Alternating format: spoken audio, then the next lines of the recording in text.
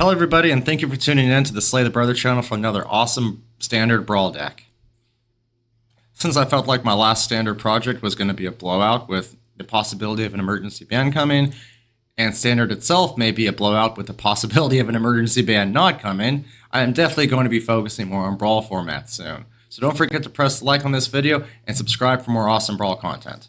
Today we're going to be talking about Ragost, Deft Gastronaught, and he is the best chef. At least in my deck, he is. This is a pretty fun deck that does things, and when it does things, it just feels bonkers and crazy. The thing we're supposed to do, obviously, is centered around sacrificing artifacts. Ragost has a passive ability that when artifacts you control are foods in addition to their other types, and they have 2, tap, sacrifices artifact, you gain 3 life, as all foods do. You can pay 1 mana and tap him to sacrifice a food, and they deal 3 damage to each opponent. At the beginning of your end step, if you gain life this turn, untap Ragost. That mouthful of abilities left no room for flavor text. All we needed was one line. One little under the sea reference. That's all I wanted, guys. But regardless, this is a pretty fun standard Brawl deck, even in this unrelenting, murder-ridden meta.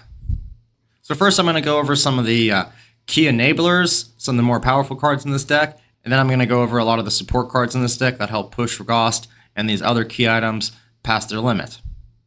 First, we have Food Fight, a 2-mana red enchantment that reads, artifacts you control have, pay 2 mana, sacrifice this artifact, it deals damage to any target equal to 1 plus the number of permanents you control named Food Fight.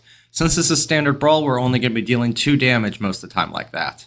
But if we have Weapon Manufacturing, now we can pay 2 to sacrifice our munitions tokens, and they'll be dealing 4 damage. Another cool thing about having Food Fight and some of these other enchantments in the artifact synergetic deck is one of the cool lands from Edges of Eternity. Adegia Windswept Baston. Oh my god, I did not pronounce that right.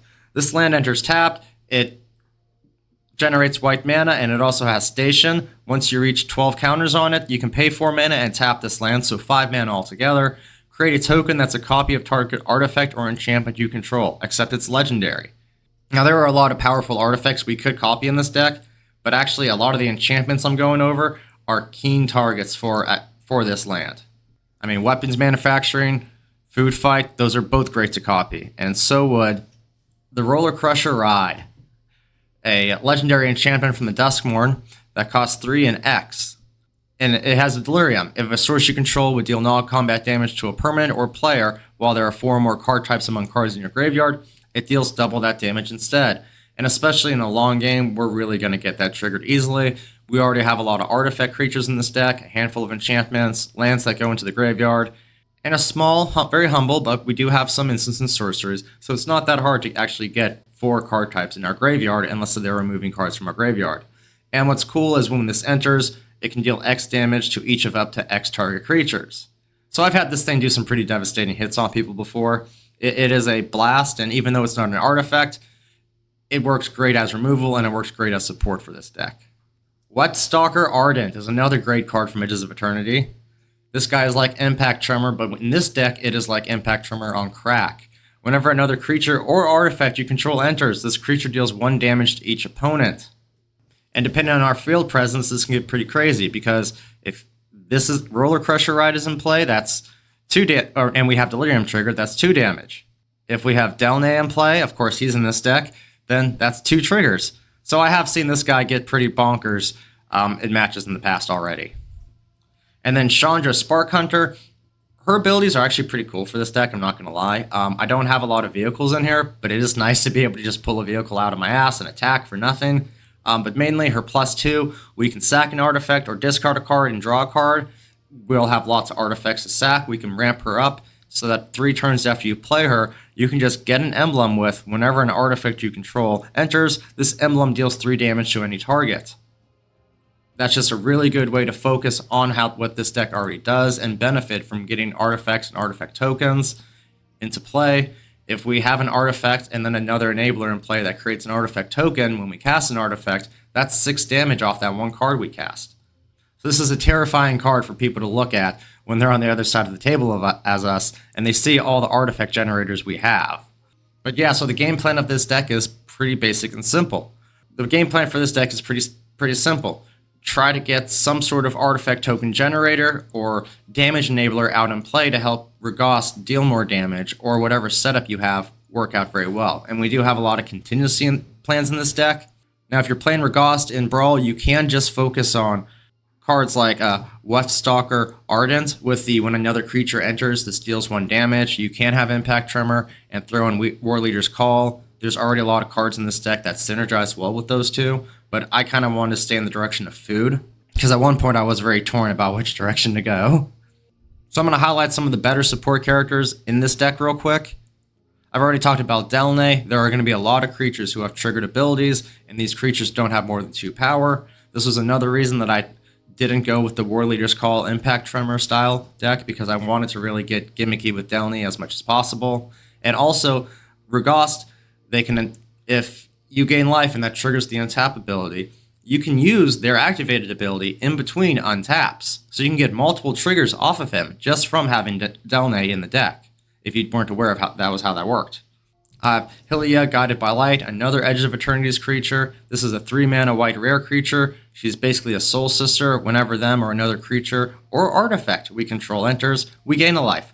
And then at the beginning of our end step, draw a card if we gain 3 or more life this turn. And that's not that hard, especially since we have food tokens. If she's in play, a food token's in play, gain life, draw a card, we're good.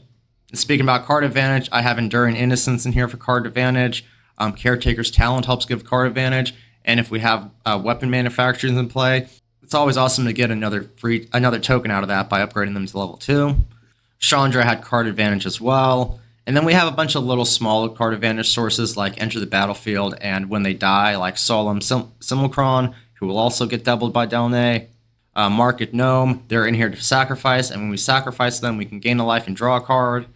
So there's a lot of cool little just draw a card things in here that help us get our consistency up with this deck. All-Tech Matter Weaver is a great card for this deck, even though we're only packing 16 creatures, not counting our commander. Whenever you cast a creature spell, choose one. Create a 1/1 colorless gnome artifact creature, or create a token that's a copy of target artifact token you control. That first ability is really great to have, but that second ability can really go a long way, especially once again when we have weapon manufacturing out, because hey, let's just double the munition tokens. It really gives us a lot of flexibility when those two are in play.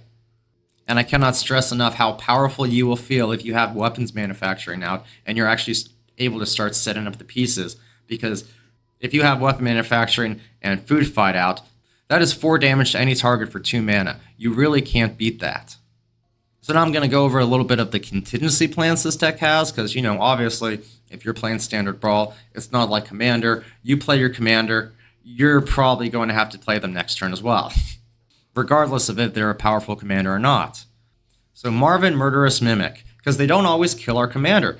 Sometimes they're able to just throw in a enchantment on your creature, and now they can't activate their abilities. And if we don't have something in our hand like Exercise or Get Lost, it's going to be hard to start using Ragost again. And not only that, he can copy everyone else's activated ability. I have Chrome Companion in here, kind of for the life gain to untap Ragost, but also we can pay 2 mana and tap them, put a card from a graveyard on the bottom of its owner's library. That's just a little bit of graveyard removal. That's always nice to have. And then the other contingency plan is Agatha's Soul Cauldron, which also works out pretty well with Marvin, because if Marvin is in play and we use Agatha's Soul Cauldron on Ragost on a different creature, now Marvin and that other creature both have Ragost's ability. But this was one of the key synergies I was thinking about using for my Naya artifact deck, but now that the Vivi decks are where they're at right now, I'm afraid this is going to catch the banhammer. Rightfully so. If it doesn't catch an emergency banhammer, I'm not playing Standard for another month or 2. I'm sorry. We also are not the fastest deck, and I didn't want to throw in a lot of board wipes and focus too much on removal. There is some extra removal this deck could have, and I'm going to go over that when we go into the upgrades, because as you can see from this symbol right here, I actually can't do all the upgrades to this deck I want to do. That's a real shame, because there's like 2 rares I want to put in here, maybe another mythic. But yeah, Authority of Council, creatures your opponents control enter tapped. Whenever the creature an opponent controls enters, you gain a life. So not only will that last part on top untap Ragost, but now this is going to help us out against aggro decks, especially if we get lucky enough to draw this in the beginning. And even not, though, a lot of decks, they will play wide field presences or super tall creatures with haste and swing for victory that turn. This removes that option. And I can say with my playstyle, this is an infuriating card to play against. And then Crystal Barricade, another infuriating card to play against, especially if you like burns. A 2-mana 0/4 wall with Defender. You have Hexproof. Prevent all non-combat damage that would be dealt to other creatures you control. So nobody's going to use a Torch the Tower or a Lightning Strike on your Ragost anymore, which is great. Because we also have a few other ways to protect our commander as well. Of course, I have Swiftfoot Boots in here. Just something I feel like you need to add in every Brawl deck. Maybe I'm wrong. And then I have a Dragonfire Blade. This is a great card, especially for 2-color or 3-color commanders, because it only costs 2 or 1 to equip if that's the case. Equipped creature gets +2/+2 and has hexproof from monocolored. As you can see from this match that I'm playing against a mono black deck, I thought that was really going to help me secure victory. But it did feel good to have it against them just in case they actually drew a real removal spell they could have thrown against Ragost. So if you're watching this right now, you've noticed that I've just been zooming past Tezzeret, Cruel Captain, never acknowledging him once. And it's not because he's not a powerful card. I don't really see him as a main enabler. His 0 for untap target artifact or creature is pretty awesome, especially if we have a mana rock in play or if we want to get multiple uses out of Ragost. His -3 to search your library for an artifact with a CMC 1 or less, that can be useful. I mean, we have Dragonfire Blade, Basilisk Caller, Duskrow's Reliquary, and then a few 1-drop creatures that are artifact creatures. And it's always nice to play a creature, get a trigger, and then start utilizing what you got off that trigger. So, it's not that he's bad, and his ultimate is pretty good too. You get an emblem with, at the beginning of combat on your turn, put 3 1/1 counters on target artifact you control. If it's not a creature, it becomes a creature, a 0/0 robot artifact creature. I mean, he's pretty good, and especially since anytime an artifact we control enters, sometimes if you have everything you need, you could probably ultimate him on the turn after you play him. Or if you play him late game, you could ultimate him that turn. But he doesn't seem to do anything more to win the game than, say, Arabella Abandoned Doll. In fact, Anem Pakal, Thousandth Moon, she's actually seems more impactful for pulling the wins out when Ragost has been hated out of the game than someone like Arabella or Tezzeret, because she'll start generating a crap ton of tokens when I attack with anybody that's not a gnome, and they can't hold all those gnomes back. So yeah, that's why Tezzeret is in the basic pile, and he isn't all the way to the right. But anyways, I mentioned the 1-drops we have. We have like Market Gnome, a Nesting Bot, Clockwork Percussionist. 2 of them will give us card advantage when they die. 1 of them gives us another artifact creature. They all give us a benefit from sacrificing them. And since they only cost 1, even if we draw them later in the game, we can play them. If we have a sack outlet, now we can actually utilize them. That's another reason Piggy Bank is in here. They're really not a special creature, but whenever they die, I get to create a treasure token. So this 2-mana 3/2, they could either be used as a blocker to take out another creature, and then I still get the treasure token. I could sacrifice with Ragost and still get the treasure token. It works out great anyway. Zookeeper Mechan is another mana rock, but he's a creature. He's a 2-mana red creature from artifact creature from Edges of Eternity, who we can tap to add a red mana. And if we get desperate enough, we can pay 6 mana, and target creature we control gets +4/+0.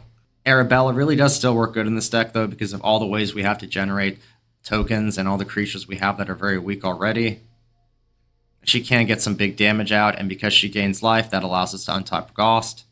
So yeah, really outside of some of these main enablers and the awesome combo pieces, a lot of this deck is basic, because I have some mana rocks, the Iron Crag, Arcane Signet. I have some removal, going from Duskrow's Reliquary, Exercise, Get Lost, Glass Casket, Spring-Loaded Saw Blades. Not all my removal is going to be artifacts because it kind of gets more pricey to have enchantment removal.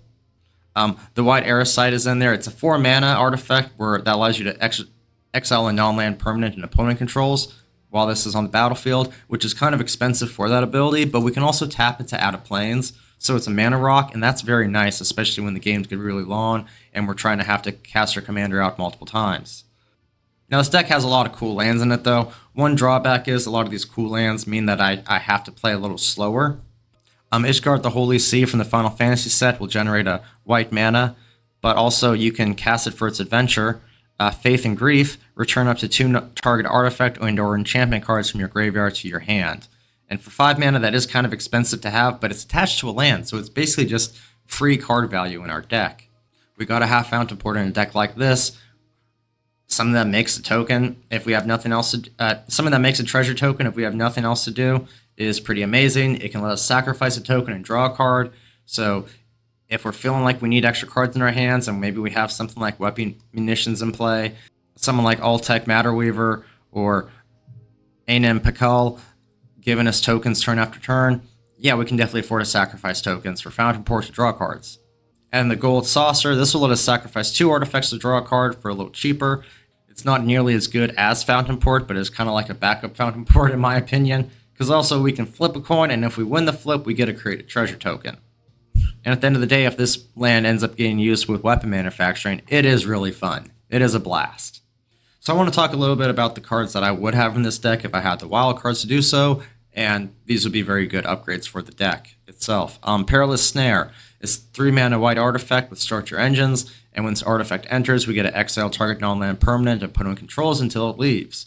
At max speed, which isn't actually that hard to get with this deck, we will have a lot of pings. We get to tap this and put a 1/1 counter on target creature or vehicle we control. So it's just a free way to buff our creatures up that can actually be pretty useful. United Battlefront is another card I've considered adding in here, and I probably would have it in here and try it out if I had one, because I had a hiatus. For those of you who aren't aware, I had a hiatus from Aether Drift to shortly after the beginning of the Final Fantasy release. So I don't have a lot of Aether Drift or Dragons of Dakar cards. But this allows us to look at the top 7 cards of our library and put 2 non-creature, non-land permanent cards with CMC 3 or less from among them onto the battlefield. That's almost all of our cards that are non-land, non-creatures have CMC 3 or less. So that would work great for this deck. Another card, I mean, all these cards are white. I kind of find that funny. Elspeth Stormslayer. I would actually consider swapping her out for swapping Tezzeret out for her. If 1 or more tokens would be created under your control, twice as many of those tokens are created instead. Her +1 lets us create a 1/1 white soldier creature token, nothing special. Her 0 lets us put a 1/1 counter on each creature we control. These creatures gain flying until end of turn. That's kind of fun. But her -3, destroy target creature an opponent controls with mana value 3 or greater. That's pretty cool because we can do that and still have her in play, 1-up her, and use her again. And especially if you wanted to focus on the impact Tremor War Leader's Call style, Elspeth Stormslayer is definitely a good one to have. In fact, even then, I would say swap out Chandra for her, because Chandra really only benefits because we're focusing on the artifact synergies, trying to get food fight, weapon manufacturing, something like that, wanting something like that into play. And at the end of the day, we have a lot of artifacts and a lot of ways to generate artifact tokens to begin with. Thank you for watching this in-depth deck tech. I really hope you enjoyed it and you found some cool insights for your own Brawl decks or Commander decks, especially if you're looking at Ragost right now and saying, there's a lot of ways I can do this. Which one do I want to pick? Just in the standard pool alone, we have a lot of cool, awesome, crazy things we can do. And though I hate how Historic Brawl has the arena-only cards, I am going to have to start diving in there. And because I know someone like Ragost is going to be off the wall once they get into that historic card pool. And we have more enablers than just food fight and weapon manufacturing to really nail down on creating extra damage out of the artifacts we already have. I know when you go out there and you take Ragost out into a brawl, or you bring him out into your commander pod, you will be ready to slay.